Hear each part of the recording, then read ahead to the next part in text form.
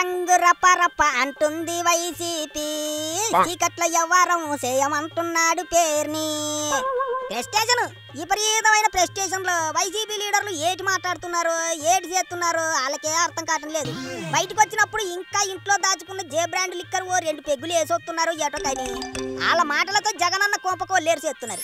ఇట్టాగే బందరు బ్లేడ్ బాబ్జీ కృష్ణా జిల్లాలో ఓ మీటింగ్ కి వెళ్లి వైసీపీ కార్యకర్తల్ని ఇప్పటిదాకా ఎంతమంది వేసేశారు అని అడిగాడు. అంతేకాదు ఊరకే రప్పా రప్పా అంటూ తిరగటం దేనికి?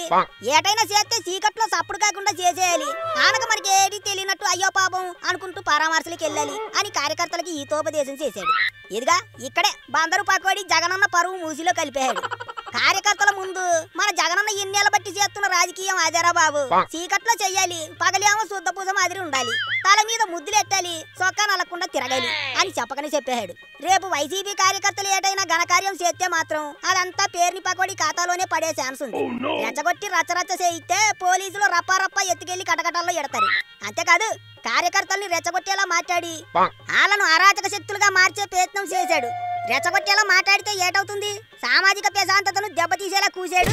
ఎట్టనే బొక్కలో అంటే ఎల్లి చెప్పకొడి తినాలి. అప్పుడు చాలా రోజుల నుంచి బొక్కలో ఎడదామంటే మట్టగిడతలో తప్పించుకుంటున్నాడు బ్లేడ్ బాబ్జీ. కానీ ఈసారి వీడియో సాక్ష్యాధారాలు కూడా గట్టిగానే ఉన్నాయి. పైగా కార్యకర్తల్ని ఎంతమందిని వేసేయారు, అట్ట కాదు చీకట్లో పని కానిచ్చేయాలి అని సలహాలు కూడా ఇచ్చాడు. ఇట్లాంటి అన్నీ ఎట్టి కేసు కడితే లాక్కోలేక పీక్కోలేక సావాలి. వైసీపీలో మిగతా లీడర్ల మాదిరిగానే పేర్ని పకోడి కూడా తన చేతులారా జైలుకెళ్లే తలుపులు తెరుచుకుంటున్నాడు. అయినా పేర్ని నాని బతుకును ఇప్పటికే జగనన్న నేల నాకించాడు. అయినా సరే గులానందానికి బుర్రలో జ్ఞానం బలుపు ఎలగటం లేదు. ఓ గేళ ఎలిగినా జగనన్నని వదిలేలేడు, ఏరే పార్టీ వాళ్ళు తీసుకోరు. అందుకే ఏడు చేయాలో అర్థం కాక రప్పా రప్పా అని అరవటం తేలికే అని సిటపట్లాడిపోతున్నాడు. పైగా అరిచే కుక్క కరవదని సొంత పార్టీ కార్యకర్తల్ని చేతగానోళ్ళ మాదిరి మాట్లాడాడు.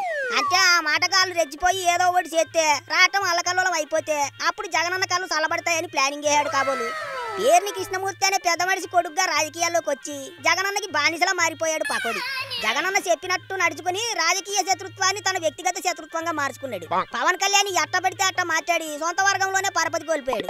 చివరికి ఆ జోగి రమేష్ కోసం జగనన్న మంత్రి పదవి నుంచి పీకి పారేసిన ఒక్క మాట మాట్లాడలేదు.